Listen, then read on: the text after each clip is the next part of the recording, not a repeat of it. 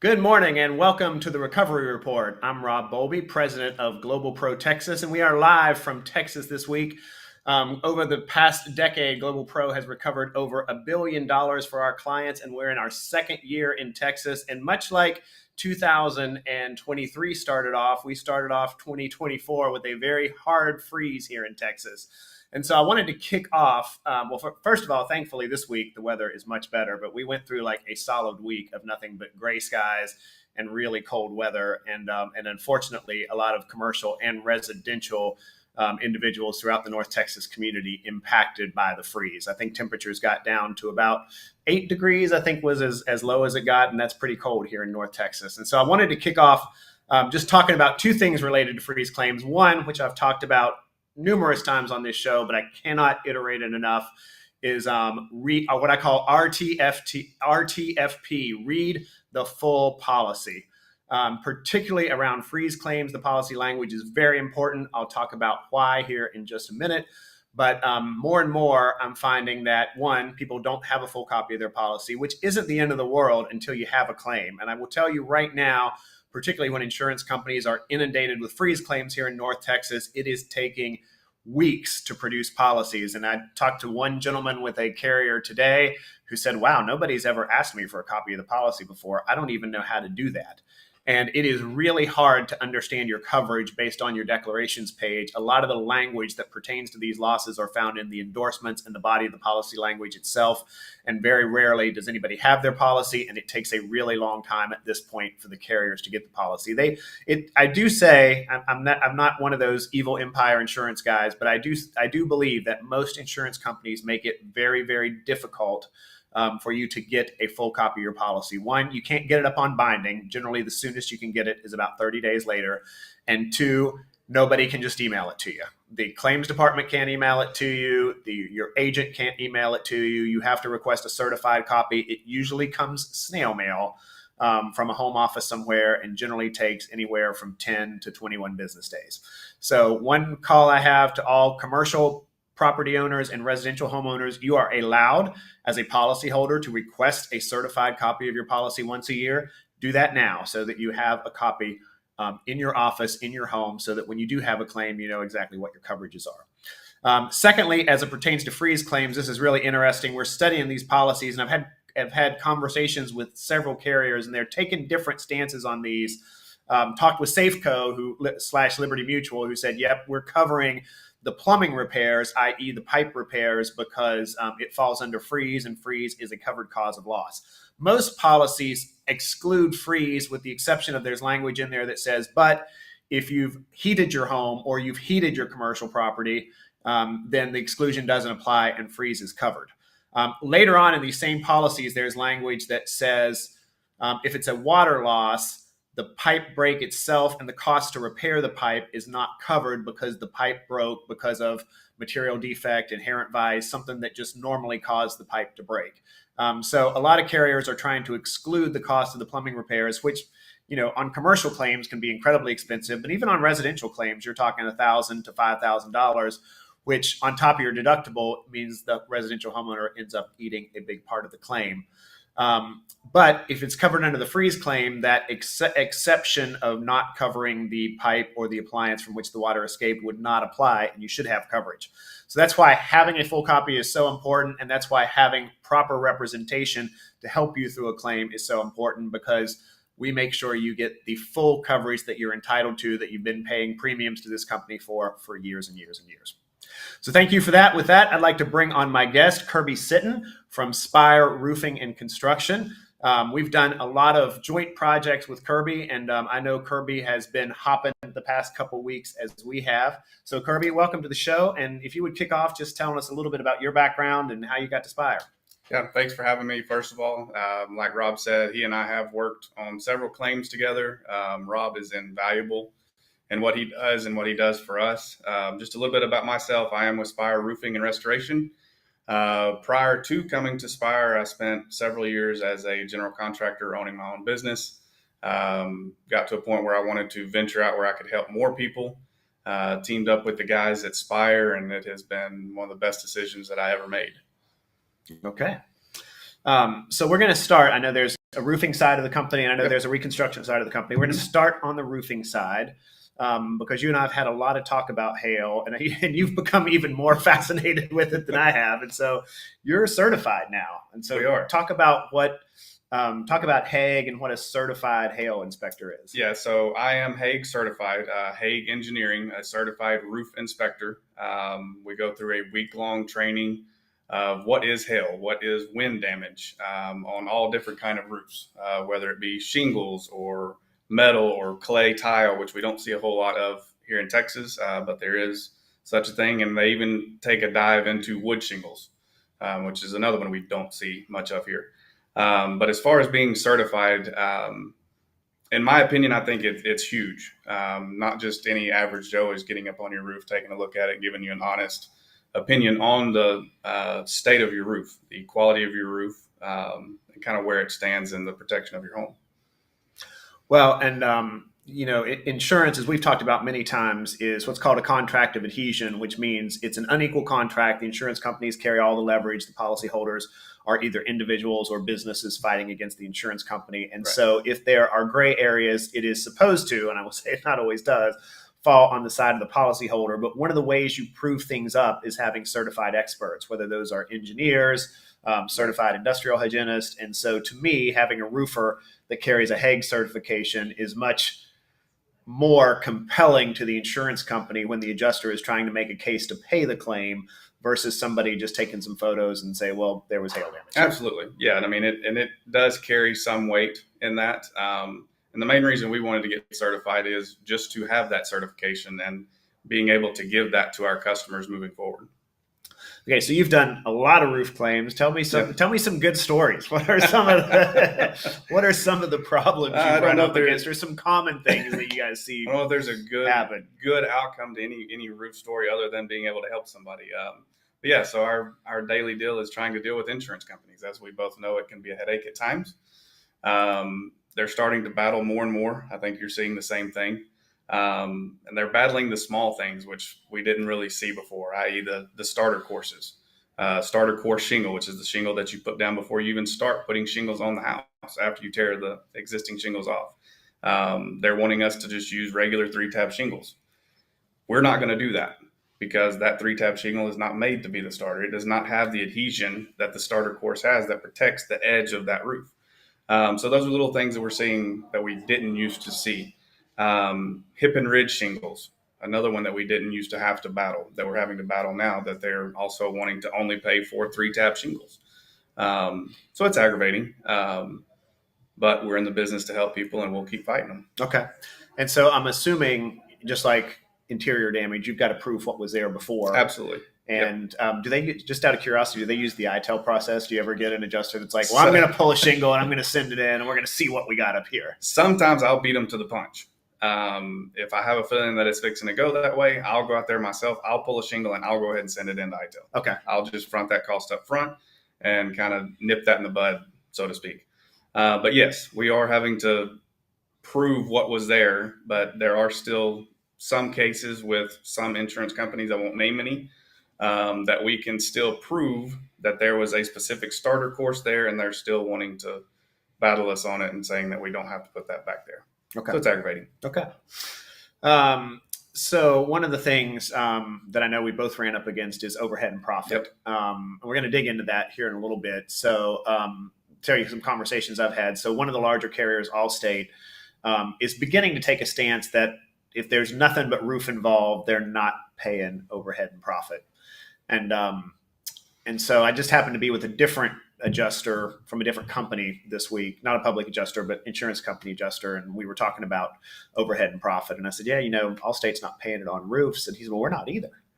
Yeah. And I said, how do you justify that? And he said, well, we just think the overall cost of roofing has gone up so much that there's so much profit in just the material part of it that, we just feel like the cost of roofing is just astronomical and they can find somebody that will do it better. So there's two parts I want to talk about that. I want to talk about your all's justification for overhead and profit. And then we also want to talk about the backup position that the carriers come in and say, well, we can find you somebody to do it for that price. Right. Yeah. So when it comes to the overhead and profit, it is our overhead and profit. we at Spire, I mean, we are a true general contractor. We have a brick and mortar business right up the road here in the DFW area, and we subcontract out each trade, whether that be roof, gutters, window screens, windows, interior damage, garage doors, you name it. And, I guess it was probably 5 years ago, we used to have the 3 trade policy that everybody kind of went off of, that if we have 3 trades or more, we're going to get O&P. Well, that's kind of out the window now. So we've gone through some training on it and exactly what O&P is. And we use Xactimate, which most of your insurance carriers use. Liberty Mutual Safeco is about the only one that uses Symbility. Yep.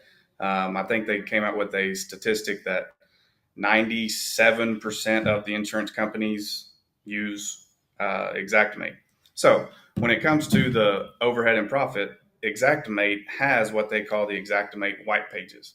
And it specifically states in there, and I'm just going to read this straight off of the Xactimate white pages about the overhead and profit. When Xactware performs market research on unit prices, those surveyed are specifically asked to not include expenses that would be included in the general overhead and profit markup percentages. And then it goes on to say, it does not say in there except for the roofing portions. So that's where it becomes our argument is, okay, what is the level of complexity that they are wanting us to get to? And I don't think that there's just a clear-cut answer to that. So I think this is going to be a continuing problem. Well, and I mean, even just a common sense approach to this is, when you look into these Xactimate line items, and, they do market surveys, and we all get the monthly update as to here's what material costs have changed. So, there's 4 categories of your line items, or I guess 3 categories. It's like unit cost, tax, well, I guess quantity. So it's quantity, unit cost, tax, overhead, and profit. Right. So, I mean, I don't understand how anyone operates if you're just doing quantity, unit cost, and tax. I mean, how do you pay for marketing, and how do you pay for operational support people? How do you pay for a secretary? I mean, it's like crazy. And you that can't. I mean, at all. That's the way we are at Spire, that we have the back end office. I mean, we've got the project managers, we've got the accounting department, we've got the general managers like myself. We've got the sales team out there. So yes, we do have overhead that we're having to pay for. But yeah, I mean, I think that this is going to be an ongoing issue, and I wish I could say that I see it getting better, but I don't. Well, and we've been doing some research here in Texas. There's no case law precedent as to whether the insurance company can just randomly exclude overhead and profit. Obviously, the policy doesn't speak to it. The policy doesn't say, if it's a roofing claim, overhead and profit won't be included. I mean, policies don't get that specific, but there's also nothing in the policy that gives the carrier the right to exclude it. So we're hoping to find a test case to go after one of them and see if we could set some precedent here in Texas. And I think that's what it's going to take is somebody just finally putting their foot down and saying enough is enough. Yeah, but the downside is they'll settle. We'll get really far and they're like, okay, we're going to pay it. Right. Okay, so then usually, and I've had so many of these arguments lately, they say, well, they don't have to use Spire Roofing and Construction. In fact, we can give you 2 roofers that will do it for no more than our estimate, maybe even less than our estimate. Why don't you talk about that? So as a homeowner myself, that's extremely frustrating, that these insurance companies that we are paying a premium to, and we better not be late on our payment or they're coming after us. But then when it comes down to something has happened to our home, they don't want to restore it back to like quality. Like Rob said, they are wanting you to go out and see if you can find the cheaper person. Cheap is not always best. I mean, I think that everybody understands that. A couple areas that, your cheaper option might work out for the insurance company, but what are they cutting to be able to be that cheaper person? Couple of reasons: cheaper products, not certified products, quality of work. I know that's something that we put a ton of focus on, is customer service and our quality of work. And we back it with our warranties, and that, we stand behind our work. Very good. Let's talk about the freeze. Kept everybody hopping here. And, we've, the half dozen or so claims we picked up last week, we've even been out there multiple times. And a lot of times this is stuff I know, but then I forget as we go out time after time, and you see things you didn't see the first time. Right. So talk about that a little bit, because the process is the carrier sends out an adjuster. They're there. Things maybe change. 20 minutes, and then they're out of there, and then you're Yeah. kind of at their mercy. So talk about your all's as you come out to do reconstruction, as you come out to write an estimate, how many times do you have to see the project, and talk about what I you don't see think changing there's over time? any perfect answer of how many times we have to go out there. We'll go out there as many times as we need to. Like Rob said, there are going to be issues that are going to arise, especially with a water loss from the freeze. That's probably the majority of the freeze issues here in Texas, is that these homes are not made for these below zero wind chills that we're getting and staying there for multiple days, especially some of your older homes that still have the copper pipe. Yep. And a lot of these we're not seeing until that temperature gets above freezing and things start thawing out. That's when the issues happen. Then you've got drywall damage, you've got flooring damage. Drywall damage, yes, we can cut out some of it and hopefully we get all of it. But as we know, mold here in Texas is big, as it is across the United States, I'm assuming. So those are things that are kind of the hidden danger, that if your due diligence is not done, you're going to have issues further down the road. Yeah. Well, and we're going to go down a rabbit hole just for a second because of something you said, but another reason to get a copy of your policy, because I have seen two very different policies from two carriers related to this. One where the policy said, as long as the material that's affected by mold is also affected by water, then you've got coverage for the mold. Right. And then the other policy said, we'll still cover that material, but you have no coverage for mold whatsoever. Wow. No contamination, no testing, no remediation. And so it's interesting. And that puts the homeowner in a bad position. Yeah. A really bad position. Yeah. Especially if you have, like myself, I had kids at home that both of them have asthma and allergies. And I don't know. I mean, mold is a scary thing. Yes, it is. When it comes to the health. Okay, last two questions. So kind of following along you come back out, there's more damage, you can request a supplement. Right. Had an interesting conversation about supplements with an insurance carrier adjuster this week that said, well, I write the estimate and then I'm done. And so if you want any additional money beyond what I give, you've got to start over with the supplement department. And that's a completely different adjuster. Yes. Which is frustrating. Very aggravating. Yes. And we go through the same thing. I mean, you go out and you get your initial estimate, and they write their estimate and then they wash their hands of it. They're gone. Yep. And then it goes to a whole different department. And then depending on the amount of the loss, it could go to a different department after that, depending on how much that supplemental adjuster has the authority to write for. I think you've seen the same thing. So supplements can take a while. Yeah. Sometimes. We had one last week that I sent in the supplement that morning, and the homeowner actually had their payment via Zelle by noon. That's awesome. Which is almost unheard of. Who was that? Let's talk about that carrier. We talked about the negative. You can talk about the positive too. Travelers. Okay, Insurance. that's good. Yep. Good for Travelers. Go Travelers, because that's actually who I have on my house. But I mean, they've got their flaws too. I mean, all of them do. But that one was nice to finally see that, and it was nice to see an adjuster that kind of understood where we were coming as the contractor. Yeah. And then come to find out the reason that was is he was a GC or general contractor for, I think he said 15, 20 years, something like that. So he understands. Yeah. He had the common sense part of it. Yeah. And that's one thing, we've dealt with probably 12 adjusters over the last 2 weeks. Most of them are pretty good people. Yeah, they are. And most of them, I feel like, genuinely want to help the homeowner. Yes. But they also generally are, particularly in times like this, working 40 or 50 claims. Yep. They've got to be in and out of there as fast as they can, because Right. they've got 9 appointments that day. Exactly. And without representation, I mean, more and more the adjusters actually love to see somebody like us or somebody like you that has Xactimate knowledge and has Correct. contract on site, Right. because they know their job just got a lot easier. Yes. They'll say, hey, send me your measurements, send me your estimate, Yes. send me your scope. That's kind of how we want to be. I mean, Yep. we kind of want to be an extension for them. We want to help if they'll allow us to. Yes. And like Rob said, I mean, most of them, or for the most part, most adjusters are easy to work with and they're understanding, but you have your bad apples everywhere. Everywhere, in every industry. Absolutely.